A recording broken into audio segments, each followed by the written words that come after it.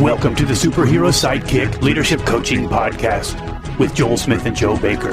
We're here to help you develop your superpowers. This is the Superhero Sidekick Coaching Podcast. I'm Joel Smith. I'm Joe Baker. We're not here to be the superhero. We just want to be your sidekick and help you along in building your business, building your not-for-profit. Let's help you grow it fast and really scale. Be sure to check us out on Facebook and visit us at superherosidekick.com. Sometimes we take like our notion and we impose it upon people. Like, for example, you need to get a job, get a good education, get a job, move out of your hometown. Our guy today, Michael Miller, is a genius, and he's a writer. He's also he's written a film called The Poverty Cure, which really had a tremendous impact on my life and how I viewed poverty. A lot of the ways that I thought we were helping end poverty really weren't working, but he looked at it in a new way and from a business perspective. And so I'm really excited, and particularly today, to talk about the subject of how to end poverty with Michael Miller. I don't know if there'll ever be an end to poverty, but one of the ways, the way to do it is through business and commerce. And I'm so excited to look at it from that perspective instead of just looking at it from charity.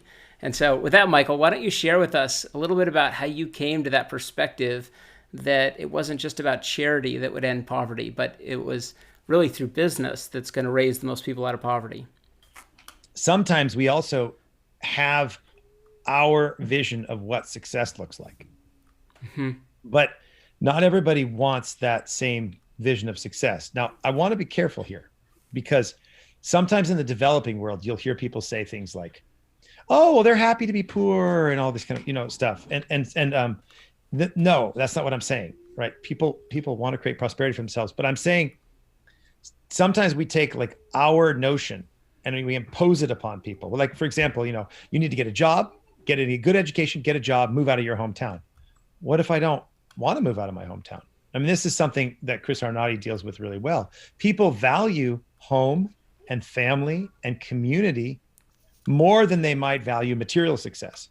So that's one thing I think we have to keep in mind. Now, I think you're giving an example, Joe, of like somebody who's really in quite dire need. They're in poverty. They need to get out of that poverty.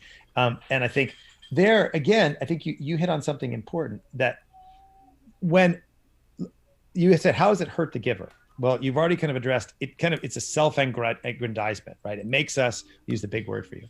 It's just, it makes us feel like we're awesome and that we're the hero and we're the greatest. Well, in a sense, if you think about it, say from philosophically and theologically, like, so what does Jesus say? I come to serve and not to be served. Okay. But in that service, which you're going after, it's not about making you the best. It's not about like, who can score the most humility points, right? It's about actually engaging with another person. But here's another way, and I'll give it like, think about something to think about. So in the Catechism of the Catholic Church, there's a definition of sin. Okay. What do you think is the first definition of sin? Is it pride? Is it pride? Well, yeah, well, that's one of the deadly sins, right? There are 7 deadly sins, and pride is the deadliest of the 7 deadly sins. So you've actually maybe hit on something I wasn't going to go to, but if all this heroism makes you proud, then you become susceptible actually to the deadliest of sins. Okay, but that's right. One. But the first definition of sin is an offense against reason. Sin is an offense against reason. Well, let's think about what that does. So if we treat someone like an object instead of a subject, it's an offense against reason because that person is created in the image of God, a subject willed for his or her own sake, right? And when we treat them like an object, we isolate like something about them and objectify them. So why is lust, for example, always a sin? Because lust sees a person who has hopes and dreams and wants and fears and is a child of God. And it takes the person, it isolates their sexual values, and it turns them into an object to be used. So that's an offense against reason. It's an offense against the dignity of the person, and therefore it's a sin. Okay, now, obviously, with there's less gravity to treating someone as an object of charity. Okay, there's less gravity, but again, it's not reasonable to treat that person, and so we habituate ourselves to treating people as things. And when we habituate ourselves to treating people as things, it's bad for them, it's bad for society, and it's bad for us. It's interesting. You talk about how we can look at people that are poor as objects, and I think that's a really interesting point. Don't you think that when we look at other people as objects, it's really because we're looking at them through our own goggles? We're looking at them more of how they affect us in our life, as opposed to maybe how we can affect their life, and which comes back to kind of a worldview perspective, a biblical Christian worldview, versus a humanism worldview, where you're looking at something, how the world affects, in one sense, you can be the center of your worldview or the center of your universe, and the world is all about you and everybody else is just in it. And if we think like that, we're going to look at everybody as an object, right? Mm-hmm. Right. Yeah. And when you take an eternal purpose out of that, it makes it more difficult for anyone to really look at other people that are different than them as anything less than an object. Would you agree with that? Yeah, I think, it's interesting if you look at, say, for example, Genesis story, right? Since you brought up in theologically, look at the Genesis narrative of creation. And so I think it's telling in a sense, because it addresses this problem, this deep-seated human problem of our tendency to objectify other people. So remember that God creates Adam, right? And then he creates all the animals, and then he creates Adam. And then he says to Adam, name the animals. And Adam names all the animals. But remember, he's unsatisfied. And so that's the first time God declares creation good. Being is good. Very important. It's a very important thing to meditate on, that being is good, right? God creates the world. But then he says it's not good, right? Yeah. And so then for the first time, he says it's not good. And what does he say? It's not good for man to be alone. Okay. So first of all, the affirmation of being, and then there's this, what's wrong? Man, it's bad. It's not good for man to be alone. So then remember, he puts Eve into a deep sleep, and from his rib, he creates Eve and breathes the breath of life into her, and he presents her to Adam. And Adam says, at last, bone of my bone, flesh of my flesh, right? And this is a beautiful and a profound moment, because it talks about the social nature of the person. It talks about Adam sees, there's a theologian who describes what Adam sees as identity and difference. Identity, bone of my bone, flesh of my flesh, and difference, woman. And in that identity and difference is a call to communion, right? And that communion is sublime in itself, but it's even more sublime because from that communion comes another subject, person willed for his or her own sake. So that's why a child doesn't belong to the parents, right? So we stop and say, oh, what a gift to children. But it's actually not a sentimental statement. It's a ontological reality that a child is a gift because the child does not belong to the parents. He or she is willed for his or her own sake. And so they're a gift to the parents to steward, right? They don't own them. And so there's this, it's subjective independence, yet we're social beings, right? We're not radical individuals, we're social. This is one of the errors of modernity, is that we're somehow kind of like, we pop out of nowhere, like, okay, here I am, ready for social contract. No, we're born into families, we're born into cultures, we're born into languages.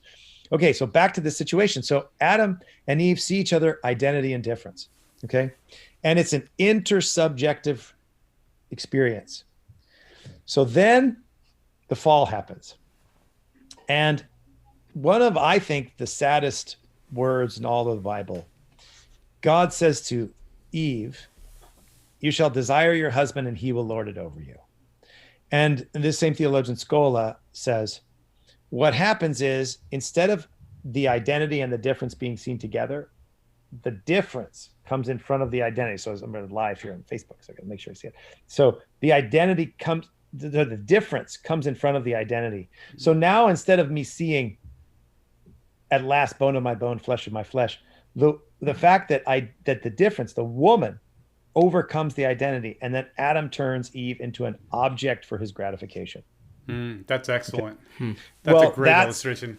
Right. So that's what we do to poor people with less gravity. And that's, in a sense, the struggle of human life, right, is to be in what the Jewish philosopher Martin Buber calls an I-thou relationship, not an I-it relationship.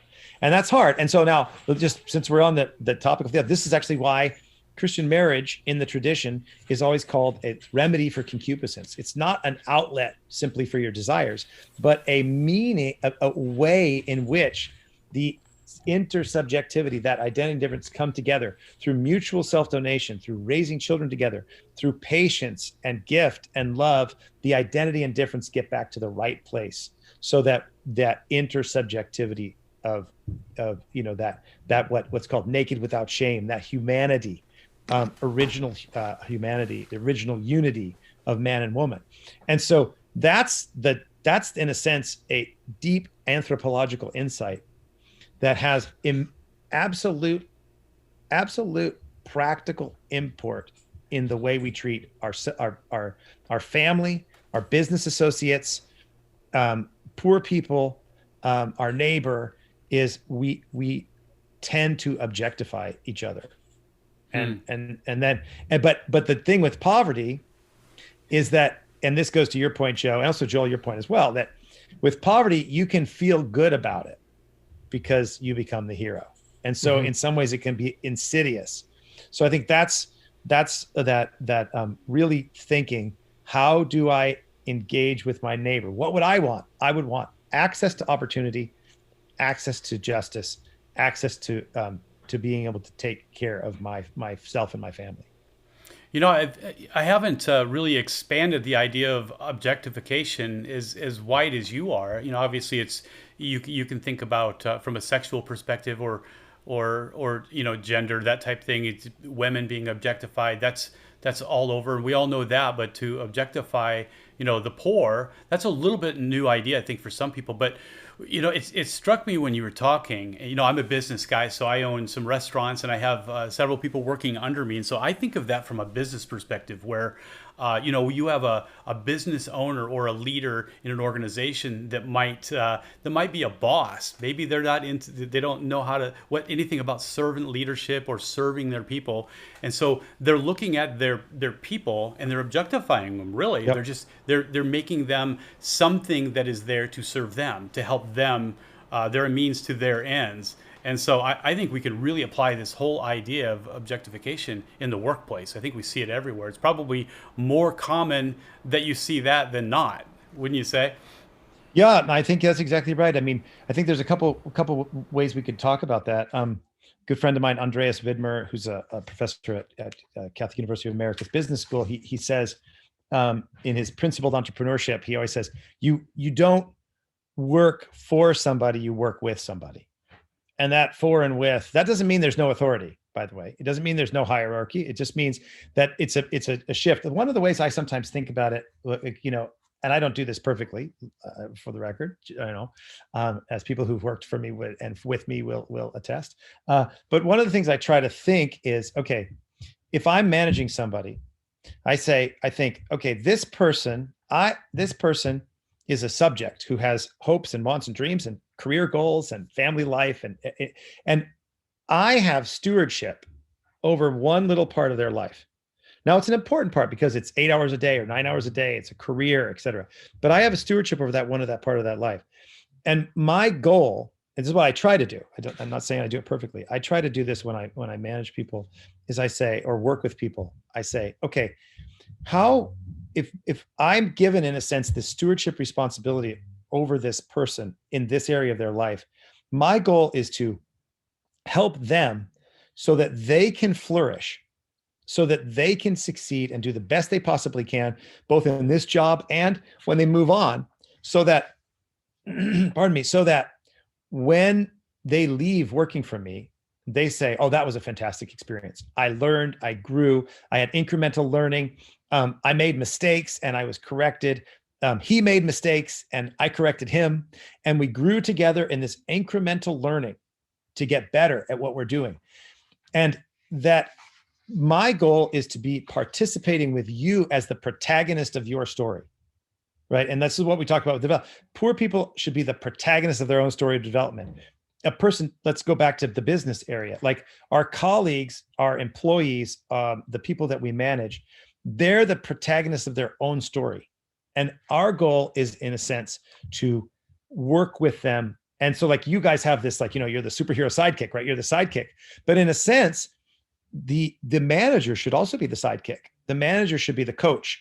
And I think it actually comes to this deep, it's something I think about a lot, but philosophical anthropology, that is the philosophy of the person. What is a person?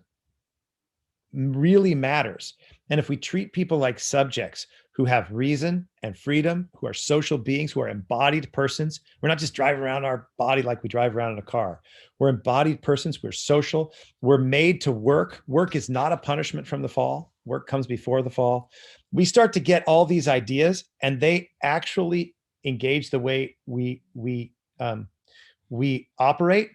They can, and I push this a little bit. Maybe we can just discuss it. I think they can actually be measurable in a sense. And I say that because Joe and I were talking earlier this week, and I have a complaint that I talk about. And I always say, business is not a family. I think it's a big mistake to call business a family. I think it's a mistake for 3 reasons. Number one, it's not true. And everybody knows it's not true, right? Because you can get fired from your business, and it's really hard to fire your family members, right? Okay, and just everybody knows it. And so when the leader gets up and says, we're a family, everybody's sitting there going, sure. Nobody believes it. The leader doesn't believe it. Yeah. The people don't believe it. Nobody believes it. It's just kind of a sentimental feeling. So when you start your kind of company culture with something that every single person knows is false, it's a bad start. That's the first reason I think it's a problem. Second reason I think it's a problem is because it undermines the family, right? And actually, this is really important. This actually has important philosophical. It undermines the family and certain kinds of relationships that would be called deep relationship in Latin, communio relationships, right? So Joe and his wife Anne have a communio relationship, right? But you don't have that same relationship with your employees or your friends. You have a communitas relationship. So there's 2 kinds of community, deep intersubjective relationship. And then we work together as subjects, right? If you don't want to conflate those 2. Businesses and families are not the same thing. The other thing is, so it undermines the depth and the beauty of the family, and it undermines the depth and the purpose of business, because a business is a community of persons. This is actually, I'm stealing this from John Paul II, the late Pope. He has I think Peter Drucker and John Paul II have the best definitions of business, right? And Peter Drucker is the great management guru, and John Paul was the Pope, but who would think? But he says, a business is a community of persons where people get together to meet their own needs by serving the needs of others, right? And that's really valuable. So you want to affirm the goodness of business and affirm the beauty of the family. And the third reason I think it's a problem, and this goes back to what we were talking about, is that how do you measure treating someone like a family in a business, right? I can't actually treat Joe or Joel. I can't treat you guys like you're my children or you're my brother. Well, that would make it really difficult to terminate somebody if it's necessary, if they've lost the purpose of the mission of the organization, and they're off doing their own thing. You treat them like a family. You don't desert your family. But right. Sometimes in business, the reality is that you've got a bigger purpose. There's something bigger than any individual person that you're trying to accomplish as a team. And when team members fall away from that, you have to remove them and bring other people in that will fall into that purpose. And it's way different than a family. Right. You don't do that with your children. Right. Or you hurt your other employees, or right. You actually could hurt them. This goes to this objectification. You could hurt them because maybe they need to go to flourish. Sometimes people need to leave. You've right. probably all worked in a job where you're like, I got to get out of this job. Right. And so, sometimes you need firing to help you get out of the job. Right. Yeah. And I don't mean that you do it. You don't. Sometimes people need to leave. Yeah. In the leadership world, there's they talk about turkeys and eagles, and you leave too many turkeys in your organizations and the eagles will fly the coop. no doubt. And so it's necessary to do that. But if you've got 7 children like you do, you've probably got 1 or 2 of them that are going to maybe be a little bit more difficult than the other 5, I'm guessing. I don't know how that breaks out, but you're not going to fire them. Exactly. They're all wonderful and difficult in their own ways. Yep. And for giving raises too. Yeah. So I wanted to hear, because we have a little bit more time here, I want to hear, what are some of your perspectives of businesses that have really successfully used entrepreneurship to raise people out of poverty? What are some of the success stories that you've heard of, some of your favorite businesses that are kind of aspirational, that say, we're going to be a little different than our competitors? And what are those? Well, there's a number. So actually, let me just say one last thing before on that family reason. And the other reason is I actually think it's harmful to the ethos of the business because it's not really measurable. It's just aspirational. Like, you're my brother, right? But so I could, in fact, treat you badly, right? So it's not only that I keep people around that I shouldn't, I could actually treat you badly, but kind of justify that because, well, we're just a family, right? But it's better to have actually measurable ways of treating people like a subject, not just sentimental ways of treating them. It's clear what that looks like in a family. It's unclear what the family looks like in a business. So I think it actually undermines really an ethos of the business. So to your question, Joe, I mean, I think they've seen a couple of really amazing things. I mean, there's a group that we talk about in the film Poverty Inc. and in Poverty Cure DVD series, called Partners Worldwide. They're in Grand Rapids, Michigan, where I am, Grand Rapids area. And they have this idea basically that they want to help businesses develop. And so they have affiliates in 20 countries. And they did a project in Haiti called 100,000 Jobs Haiti. Their idea is let's create kind of incubators for business in the countries. And when needed, we'll have people in, say, the United States can help those people with, say, management or accounting or manufacturing or technical areas or other kind of procurement, and they'll help them grow. So one of the stories we talk about in our film Poverty Inc. is a solar panel company called Enersa out of Haiti. And they are in Port-au-Prince. They hire mostly men. It's a factory work. They hire men from some of the poorest and most dangerous places in the planet. And they work with them. And Partners Worldwide has helped them because these guys the 2 founders had studied solar light in Montreal, but they needed to learn something about manufacturing for streetlights. So Partners Worldwide connected them to a manufacturing company in Michigan, who then partnered with them to help them figure out how to manufacture in an effective manner. So in a sense, so they were able to build a business. They were able to hire people in the poorer neighborhoods, especially men, to take care of their families. And there was a lot of gangs in that area. It was, the option was unemployment, gang, or this job. And so it's really like life or death. And they were able to partner with people. And so we tell that story. And one thing I think that's, by the way, worth noting is before the earthquake in Haiti, the big earthquake, they were selling about 50 streetlights a month. After the earthquake, they sold 5 streetlights in 6 months. And that's because they were competing with NGOs who were giving it away for free. So sometimes our giving it away things may help some people, but we have to think about the long-term gift or scaling. There's another group. I mean, there's a man who I think is fantastic. You should have him on your podcast. His name is Kim Tan. He lives in the UK. I've interviewed Kim a couple of times, and he's grew up in Malaysia. He's Chinese. From his parents came from China to Malaysia, and he grew up in Malaysia and then grew up in the UK as a PhD in biotechnology. And he started all these businesses, what he calls impact investing, and done amazing things where, like, call centers for people who are in prisons, where they get out of prison, they start working in call centers, and then when they get out, they have a job. He's done things to rescue people from human trafficking. He started a safari park we made a video about it. He started a safari park in South Africa where it's the combination between environmental regeneration and poverty alleviation. So they're building a business for a 5-star resort, beautiful place. You can go on safari. They're bringing elephants back into the land. They're planting this thing called Speckboom, which is helping the land grow.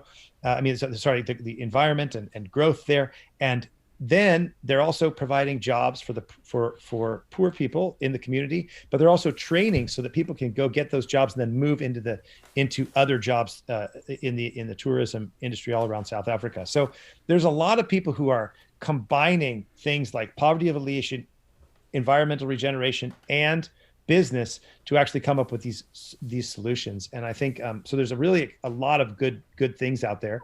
And I think it's a lot of it's just changing. I don't just have to write a check. You should write a check. You should be generous. But I can actually maybe use my specific business skills in accounting or marketing or manufacturing or supply chain, procurement, whatever it might be, and actually help people build businesses so they too can create prosperity. That's come a long way since like Tom's shoes, and the kind of like things that we went through where, you buy a pair of shoes, you give a pair of shoes, you buy a blender, you give a blender, you buy a bike, you give a bike. And a lot of that stuff ended up really harming, the local economies of these areas. Whereas you're talking about actually coming in and hiring all these people, creating the jobs, creating the culture, creating the community, instead of just coming and finding another way to give. Yeah. Instead of giving a fish, you're teaching him to fish. Yeah. Well, and as Doug Seebeck of Partners Rule I says, is they know how to fish. They need access to the pond. Oh, excellent. And I think, and so maybe, I don't know, we have to just go quickly, but I think this is actually something maybe worth bringing up. We did a survey. So I work at a think tank called the Acton Institute, and we just did it. It was very informal. It's not an academic, like rigorous survey. We just did a survey of about 30 or 50 entrepreneurs. And we asked like, what are the most important things people need to know about entrepreneurship? So like one of them was, what is an entrepreneur? What is profit? We actually did a little video on what profit is, to kind of wrestle with these questions. I think it was the last one were the conditions, what we call the conditions of entrepreneurship. That is what's required for entrepreneurs to actually flourish and develop. And it was interesting because these are all entrepreneurs. They're all business guys. They're all thinking about this stuff. And they thought the least important, or they thought the last ranking one was conditions of entrepreneurship. So, but this is essential for poverty alleviation and essential even in the United States. So here's a question. Why do entrepreneurs emerge in, say, Silicon Valley, Austin, Boston, New York, Paris, right? London, and they don't emerge in most parts of sub-Saharan Africa or Latin America? Do you think it's because we're better and smarter and those people just don't know what they're doing? Or could there be something else? We're in a fertile garden. Yeah, because we have these, what I call the invisible institutions of justice, like clear title to your land that I talked about in the beginning, ability to register your business in the formal economy. Like we can create an LLC today, right? If Fernando de Soto did a study in Peru, he got 4 student lawyers to go around and follow every single rule and regulation that a poor person would have to set up a sewing machine shop. It took 289 days.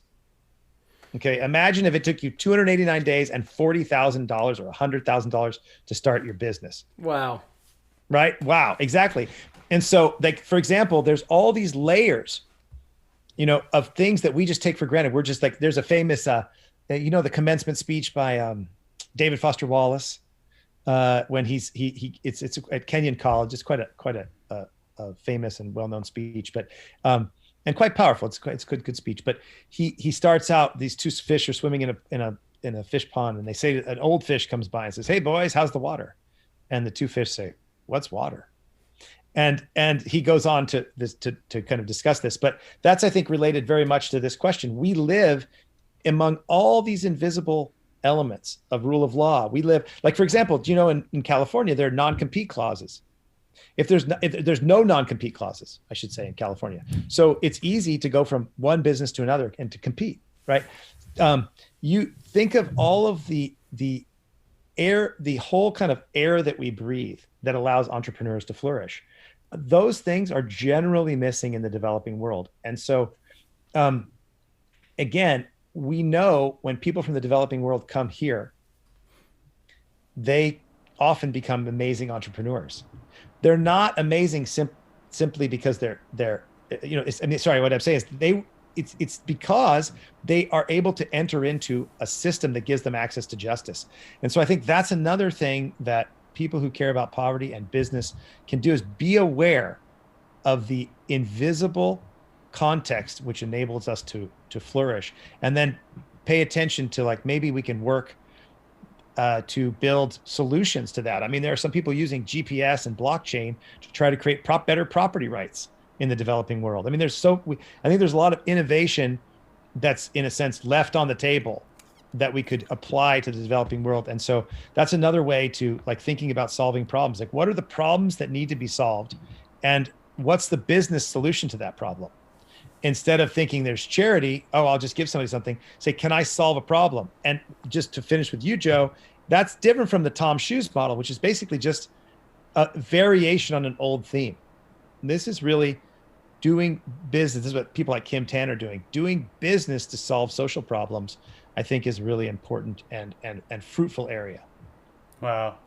Well, Michael, this has been terrific. You are well, Joe called you a genius. So I think now listening to you, I think you've got so many wise things to say. We really appreciate you taking this time to spend with us.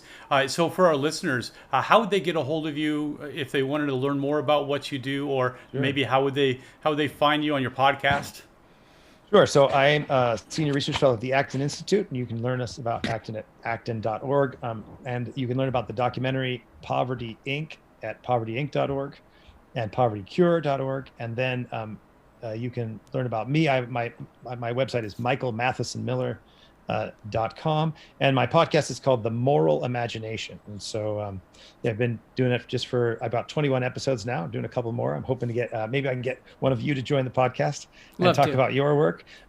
It's called The Moral Imagination, and you can find it on Apple and Spotify and all those places, and also at themoralimagination.com. And I'm also on Twitter at mmathesonmiller.